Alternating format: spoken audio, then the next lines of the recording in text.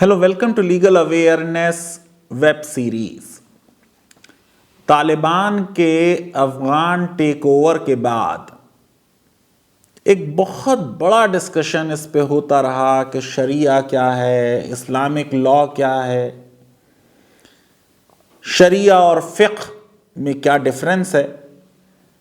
मैंने उस पर वीडियो बनाया, कई चैनल्स को इंटरव्यू दिया।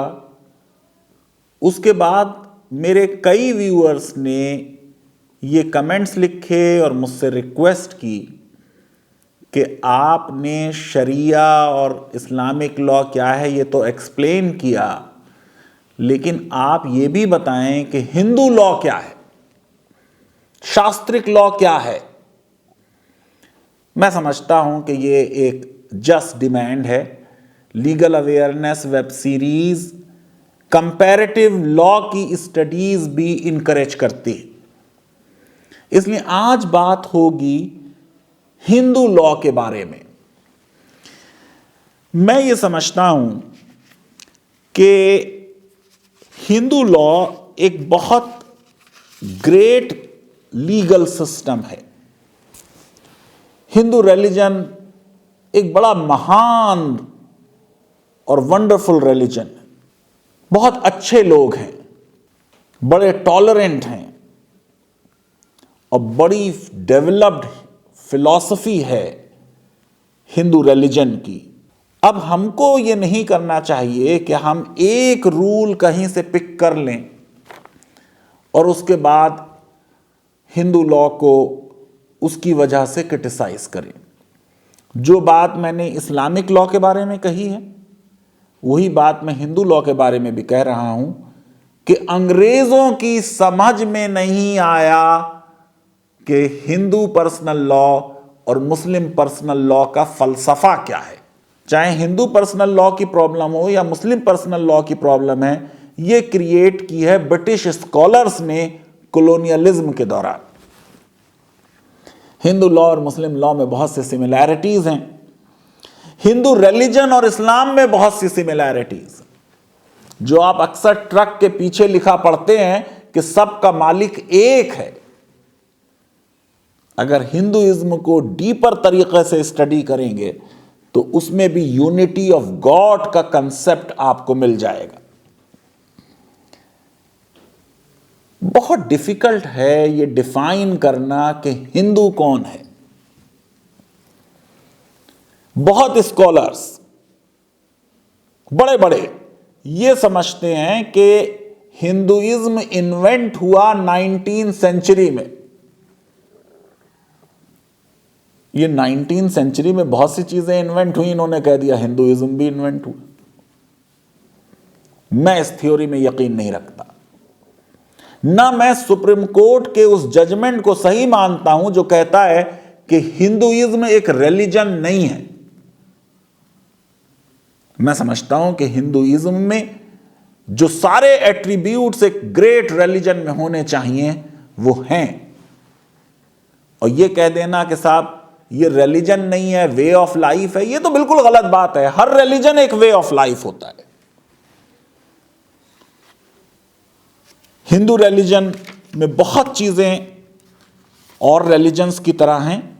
बड़ी खूबी की बात यह है कि स्कॉलर्स बहुत से डिनाई करते हैं कि हिंदू रिलीजन एक रिलीजन है और कहते हैं ये इन्वेंट हुआ 19th सेंचुरी में। लेकिन जो मुस्लिम सोर्सेज हैं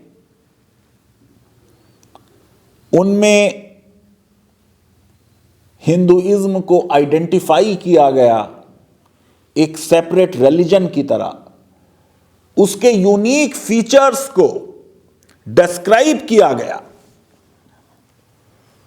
पर्शियन में अगर जाएं तो अब्दुल मलिक इसामी की फुतूहुस सलातीन 1350 की किताब है। इसामी ने वर्ड हिंदू यूज किया है इंडियन की तरह, यानी इथनो जोग्राफिकल सेंस में यूज किया है। इंडियन और हिंदू मिला दिया है। जब वर्ड हिंदू को यूज किया तो उसको ज्योग्राफिकल सेंस में यूज किया, रिलीजियस सेंस में नहीं किया। लेकिन अगर अरबिक वर्क देखेंगे अल बिरूनी का, जो महमूद गजनवी के साथ इंडिया में आया, जिसने बड़ी स्टडी की, जो फाउंडर है इंडोलॉजी का, 1017 में यहां आ रहा है, तारीख अल हिंद लिख रहा है, 90 से ज्यादा किताबें लिखी हैं।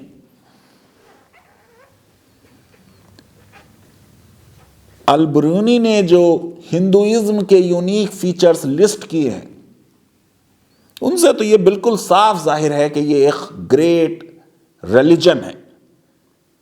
Hindu concept of God identify किया, सोल का ट्रांसमाइग्रेशन का जिक्र किया, हेवन और हेल का जिक्र किया, मॉरलिटी एंड लॉ की क्या रिलेशनशिप है इस ग्रेट रिलीजन में, उसका जिक्र किया। 3 डिफरेंट पाथ्स साल्वेशन के लिए, मोक्ष पाने के लिए क्या है वो बता दिए।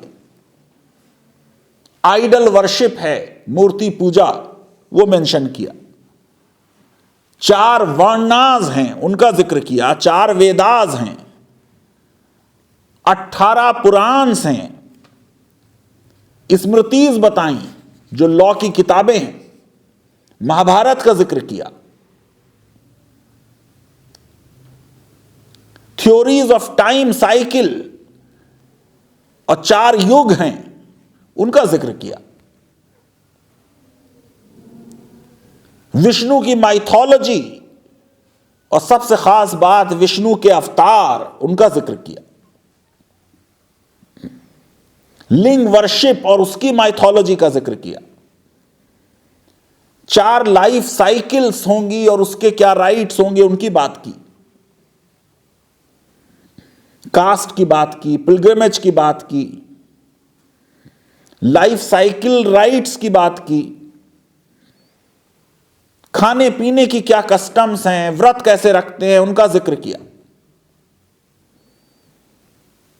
अल बिरूनी ने भी पीपल ऑफ इंडिया और हिंद का जिक्र किया है, लेकिन वो सिर्फ रिलीजियस आइडेंटिटी को, लेकिन वो सिर्फ इथनो ज्योग्राफिक सेंस में बात नहीं कर रहा, बल्कि रिलीजियस सेंस में भी बात कर रहा है।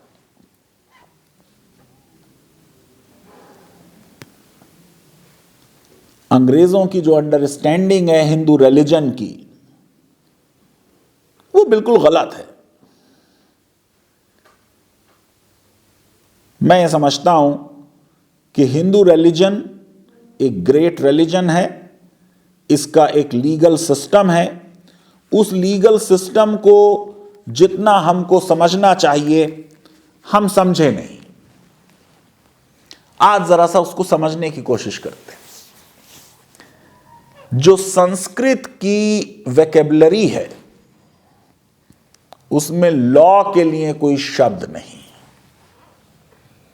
लॉ जिसको हम समझते हैं आज मॉडर्न सेंस में कि एक कोई कोर्सिव ऑर्डर है, कोई ड्यूटी है, कोई सॉवरेन है, और अगर आप लॉ को ना माने तो उसके लिए पनिशमेंट है, सैंक्शंस है, जो पूरा एक पॉजिटिविस्ट आइडिया है।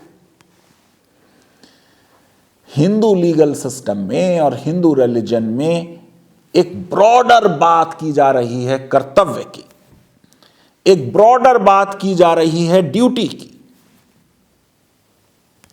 उनके यहां ये ड्यूटीज सिर्फ ज्यूरिडिकल ड्यूटीज नहीं है। हिंदू लीगल सिस्टम मजहब पे भी रिलाई करता है और लॉ के भी उसूल बताता है। आप हिंदू लॉ को बिना धर्म को समझे नहीं मान सकते। ये जो हिंदू धर्म की मैं बात कर रहा हूं, ये ना लॉ है पूरी तरह और ना रिलीजन है। ये धर्म का मतलब रिलीजन नहीं है, ये उससे हायर चीज है। जो टर्म धर्मा है, ड्यूटी, ये आपसे कंफर्मिटी डिमांड करती है to the natural order of things. इसलिए अगर हिंदू लॉ को समझना है तो इस धर्म के कंसेप्ट को समझना होगा। हिंदू लॉ इस्लामिक लॉ की ही तरह जूरिस्ट गिवन है। जैसे इस्लामिक लॉ में मैं आपको बता चुका हूं कि जो इस्लामिक फिक्ह है यह बाद में डेवलप होगा 200-300 साल बाद पूरी तरह। इसी तरह हिंदू लॉ बाद में आएगा, जब स्मृतिज आ जाएंगी, जब हिंदू जूरिस्ट आ जाएंगे, वो लॉ को डेवलप करेंगे। क्या है धर्म?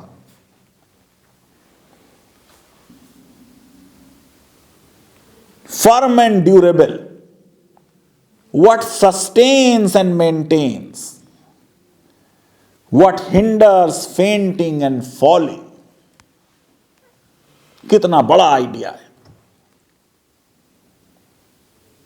धर्मा सिग्निफाई करता है इटर्नल लॉज जो दुनिया को मेंटेन किए हुए हैं। अब ये जो फंडामेंटल लॉज हैं यूनिवर्स के, ये वेदास में अगर जाएं तो ये लॉज ऑफ सैक्रिफाइस में नजर आते हैं। पूरा आइडिया यह है कि एक कॉस्मिक ऑर्डर है, उसमें एक बैलेंस है, उसको मेंटेन करना है। मैं समझता हूं लॉ का यह नैरोअर आइडिया है कि उसे समझा जाए कि वो कमांड ऑफ सॉवरेन है। लॉ का यह नैरोअर आइडिया है कि उसे समझा जाए कि सिर्फ पार्लियामेंट कानून बनाती है। ये कोर्ट्स, सोर्सेस, लेजिस्लेटर, ये सिर्फ लॉ नहीं है। हिंदू लॉ का आइडिया लॉ का एक ब्रॉडर आइडिया है, वैल्यू सिस्टम पर बेस्ड है, सिचुएशन स्पेसिफिक जस्टिस है। मैं आपको बता चुका हूं अपने शरिया वाले वीडियो में कि इस्लामिक लॉ में प्रेसिडेंट नहीं है, यह अंग्रेजों के कानून की देन है। नजीरों को फॉलो करना, पिछले केस में यह हुआ तो इस केस में भी यह होगा। यकीनन इससे लॉ में सर्टेनिटी आती है, लेकिन रिजिडिटी भी आती है। अगर हर सिचुएशन अलग हो और हर सिचुएशन के लिए जो एप्रोप्रिएट रूल हो वो अप्लाई करके इंसाफ किया जाए तो बेटर जस्टिस होगा। न हिंदू लॉ में डॉक्ट्रिन ऑफ प्रेसिडेंट है, न मुस्लिम लॉ में डॉक्ट्रिन ऑफ प्रेसिडेंट है, यानी इस पॉइंट पर भी दोनों एक है। हिंदू लॉ भी ग्रीक लॉ की तरह नेचुरल लॉ के प्रिंसिपल्स पर बेस्ड है। अंग्रेजों की यह बहुत बड़ी गलती थी कि उन्होंने हिंदू लॉ को हिंदू पंडितों से जोड़ दिया। पहला प्रिंसिपल क्या है हिंदू लॉ का? ऋता, macro cosmic order with big O. Law को outside the realm of humans रखा जा रहा है और कहा जा रहा है कि एक लिंक है कॉस्मिक ऑर्डर में और ह्यूमन एग्जिस्टेंस में। अब ऋता को आप कहेंगे कि यह लीगल कंसेप्ट तो नहीं लगता, यकीनन, बट हिंदू लॉ की फाउंडेशन जो है, जो हिंदू लॉ का पेड़ है, वो ऋता की जड़ पर टिका हुआ। कोऑर्डिनेशन रहे सब में, बैलेंस रहे सब में, एक्सेसेस ना हो, एग्रेशन ना हो, नफरतें ना हो, यह है कंसेप्ट। तो ये जो हिंदू लॉ का धर्मा का कंसेप्ट है, ये धर्म ना रिलीजन है ना लॉ है, ये एक नई चीज है, एक आइडियलाइज ड्यूटी, एक आदर्श है। और ये कंसेप्ट जाहिर है कि क्राइस्ट से पहले और प्रॉफिट ऑफ इस्लाम से पहले आ रहा है। एक्सपेक्टेशन यह है कि हर इंडिविजुअल जो अपने को हिंदू अगर कहता है, उसकी कोशिश होगी कि वो राइट थिंग करेगा, राइट टाइम पर करेगा और अपना बेस्ट देगा।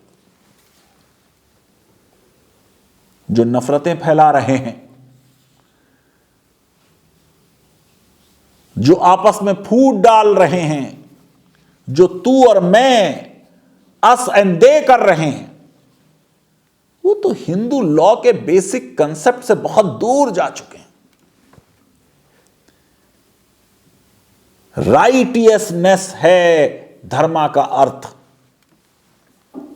भारत के संविधान में जो फंडामेंटल ड्यूटी है, आर्टिकल 51A में ड्यूटी जे, कि भारत का हर नागरिक स्ट्राइव करेगा towards excellence in all spheres of individual and collective activity, so that the nation constantly rises to higher levels of endeavour and achievement. उसकी तरफ नहीं जा रहे हैं, ये तो रिग्रेशन की तरफ, पीछे की तरफ देख रहे हैं। अब किसान ये कह सकते हैं कि हम अपना धर्म निभा रहे हैं, सरकार कहती है हम अपना धर्म निभा रहे हैं। हर एक का धर्म अगर अलग है तो फिर कैसे तय होगा कि सही धर्म क्या है? मैं आपको बताने वाला हूं कि देखिए, इस बात को समझिए। रामायण से एग्जाम्पल देता हूं। क्षत्रिय का धर्म जो कृष्ण जी ने अर्जुन को महाभारत में समझाया था कि अपनों के विरुद्ध भी हथियार उठाओ और इंसाफ करो, इस साम्राज्य को तुम्हारा अधिकार है, उसको ले लो। जब रामचंद्र जी को वनवास हो रहा है, लक्ष्मण जी उनसे कहते हैं कि क्षत्रिय का धर्म यह है कि बाई फोर्स किंगडम को हासिल किया जाए, चाहे राजा दशरथ के विरुद्ध हथियार उठाने पर। लेकिन यह आप देखेंगे कि ये जो 18वां चैप्टर है अयोध्या बुक का, जिसमें ये 14 साल के वनवास की बात हो रही है और भरत को राज्याभिषेक की बात हो रही है, और लक्ष्मण इनकरेज कर रहे हैं कि क्षत्रिय का धर्म निभाओ, राज्य के लिए यह अच्छा है कि राम शासक बन जाएं। जो रियल वाले राम जी हैं वो डिसएग्री कर देते हैं। जो उनके नाम आज भक्ति कर रहे हैं वो पढ़ें इसको कि क्या कहते हैं। सुनाता हूं आपको। I know well Lakshman the profound affection you bear me, but you fail to understand the real meaning of truth and self-restraint. Righteousness is paramount in the world, or righteousness is truth founded, dharma satyam pratishtham. This command of Father is based on righteousness and is absolute. ये भी कहते हैं इसी में आगे, having heard father's command, a mother's or Brahmins, one must not disregard it. इसलिए तुम्हारे मन में जो ये ख्याल आ रहे हैं इनको छोड़ दो, क्षत्रिय का धर्म छोड़ दो, बेटे का धर्म निभाओ। देश के लिए शायद वो अच्छा ना हो, लेकिन वही करो। मैं समझता हूं कि ये जो राइटियसनेस का आइडियल है, इस आइडियल पे हम रहें, जो कुछ भी हम करें देखें कि क्या वो राइटियसनेस के पैमाने पर उतरता है। कोई सामान बेचे तो उसे मारना, मॉब लिंचिंग में किसी को मारना, ये क्या राइटियसनेस है, या उसको पकड़कर पुलिस को दे देना और पुलिस से कहना आप कार्रवाई करो, राइटियसनेस है? आप डिसाइड करें। हिंदू लॉ डिवाइड करता है पीरियड्स को, जैसे मैंने आपको बताया कि एक सतयुग है, गोल्डन एज ऑफ धर्मा है, और फिर एक कल युग है, डिजेनरेटिव एरा, जिसमें कोई सोशली कंट्रोल्ड ऑर्डर नहीं है। इसलिए जब कल युग आए, और कल युग में आपको फिर डंडे का इस्तेमाल करना पड़ेगा। तालिबान के शासन में जिस तरीके से हुदूद क्राइम्स का इस्तेमाल हुआ है, उस पर बहुत डिस्कशन हुआ है कि जितने पुराने एंशिएंट लीगल सिस्टम्स हैं, इन सब में इसी तरह की सजाएं होती थी। देखिए, हिंदू लॉ में प्रोवाइड किया जा रहा है कि अगर किसी ने जानवर चोरी किया है तो उसके हाथ पैर काट दिए जाएं। ये जो शरिया में बात होती है कि साहब चोर का हाथ काट दिया जाए, उस पर भी बहुत बहस है कि हाथ पूरा यहां से काटा जाए या कहां से काटा जाए। सामान की चोरी की, कपड़ों की चोरी की, कैपिटल पनिशमेंट है, मनुस्मृति में लिखा है। किसी कुआरी का रेप हो गया, कैपिटल पनिशमेंट है। किसी ने किसी के विरुद्ध बुरा बोल दिया, जबान काट दी जाए, यह है हिंदू लॉ। या फिर उबलता हुआ तेल मुंह में डाला जाए। विपिंग का प्रावधान है बीवियों के लिए, बच्चों के लिए, गुलामों के लिए। अगर सेक्सुअल ऑफेंस हो तो फीडिंग बाय गॉड या गधे पर बैठा के परेड करा दी जाए। यह पूरा एक क्रिमिनल लॉ का प्रश्न है मेरे लिए सिर्फ। और क्रिमिनल लॉ क्लासिकल टाइम से मॉडर्न टाइम के आते आते इवॉल्व हुआ है।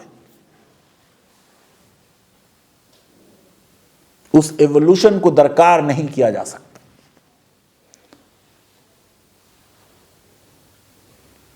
मैं ये समझता हूं कि हिंदू लॉ को एप्रिशिएट करने के लिए हमें उसमें जो बहुत क्रिमिनल लॉ से भी रिलेटेड अच्छे प्रिंसिपल्स हैं उनको देखें। सजा देते वक्त क्या सीरियस क्राइम है, मैग्नीट्यूड ऑफ क्राइम, वो देखा जाएगा। देखिए कितनी अच्छी बात है। एज देखी जाएगी, अगर बच्चे हैं तो उनको सजाएं ना दी जाएं सख्त। सरकमस्टांसेस देखी जाएंगी, किन हालात में क्राइम किया। यही तो रेयरेस्ट ऑफ रेयर है। बच्चन सिंह का डॉक्ट्रिन यही है। सरकमस्टांसेस ऑफ द क्रिमिनल और सरकमस्टांसेस ऑफ द क्राइम देखी जाएंगी। आज हम हर एक को डेथ पेनल्टी देना चाहते हैं, इसका मतलब हम प्रोग्रेसिव नहीं है, हम किसी पुरानी सदी में रह रहे हैं। वाइकेरियस लायबिलिटी का कंसेप्ट समझिए हिंदू लॉ में।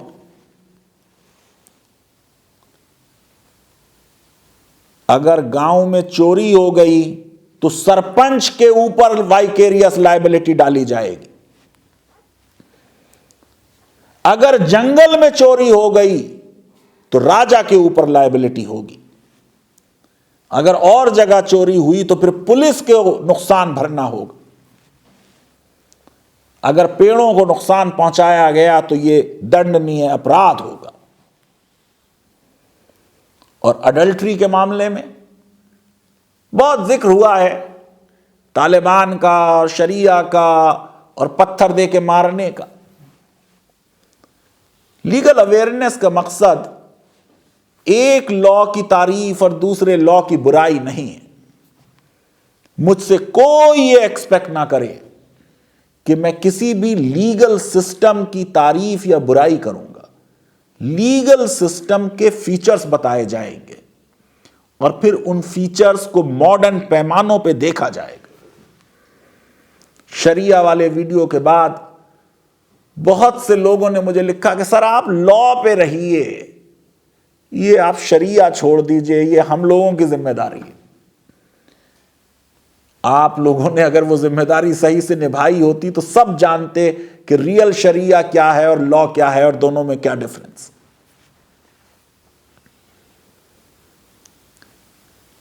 देखिए, अडल्ट्री के कानून आपको बता रहा हूं। आज का वीडियो इसी पे समाप्त करूंगा, लेकिन मैं अभी हिंदू लॉ पे आपको 2-3 वीडियो और बनाऊंगा। हिंदू लॉ के तहत अडल्ट्री क्या थी? शास्त्रिक लॉ में अगर आपने किसी लड़की को फूल दे दिया, अडल्ट्री हो गई। उसके बाल छू दिए, अडल्ट्री हो गई। नदी किनारे उससे मिल लिए तो अडल्ट्री हो गई। और बहुत सख्त सजाएं अडल्ट्री की मनुस्मृति में लिखी। यानी एक बहुत ही वाइड डेफिनेशन अडल्ट्री की ली गई। इस्लामिक लॉ ने अडल्ट्री की क्या डेफिनेशन ली? Actual act of sexual intercourse हो। अडल्ट्री हर लीगल सिस्टम में जो इस्लाम से पहले आया था कैपिटल ऑफेंस था। एक कंटिन्यूटी है लीगल ट्रेडिशन की।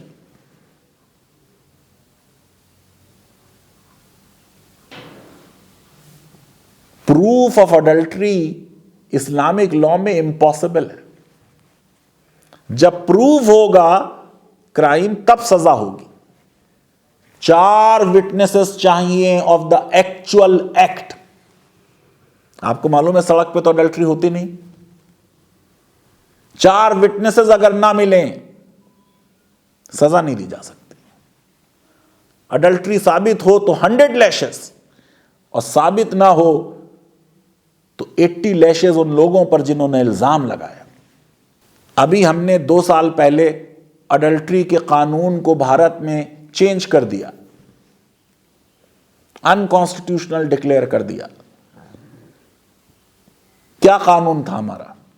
अडल्ट्री के तहत मर्दों को सजा होती थी, औरतों को नहीं थी। सुप्रीम कोर्ट ने कह दिया कि हम कुछ नहीं कर सकते, इसमें पार्लियामेंट की तरफ से इनिशिएटिव आए, क्योंकि आज की तारीख में यह पुराना कंसेप्ट कि man is a seducer invalid हो सकता है, लेकिन हम नहीं करेंगे। लेकिन बाद में उन्होंने कर दिया कई सालों बाद।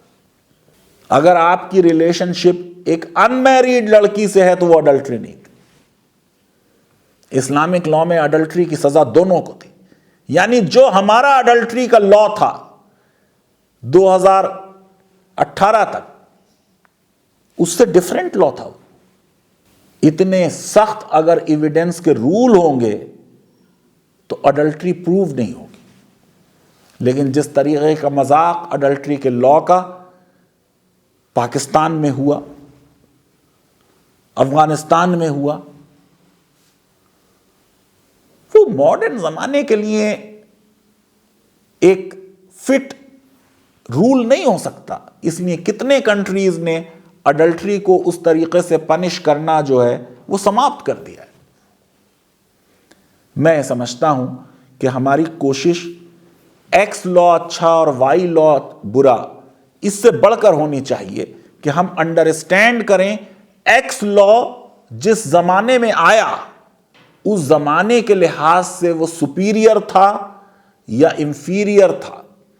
आज जब हम लॉ बनाएं मॉडर्न जमाने के लॉज, तो जो मॉडर्न उसूल हैं क्राइम को डिफाइन करने के, जो मॉडर्न उसूल हैं चॉइस के, जो मॉडर्न उसूल हैं इंटरनेशनल ह्यूमन राइट्स लॉ के, उससे कंपेटेबल हमको लीगल रिजीम बनानी चाहिए। लीगल अवेयरनेस वेब सीरीज अगर आपको पसंद आती है तो मेरी रिक्वेस्ट है कि हमारे इस वीडियो को वाइडली शेयर करें, हमारे चैनल को सब्सक्राइब करें और बेल आइकन और लाइक क्लिक करें। आपने आज हिंदू लॉ से रिलेटेड पहला हिस्सा सुना है। इसी बात को मैं आगे इसके सेकंड पार्ट में लेके चलूंगा। बहुत बहुत धन्यवाद। Thank you very much.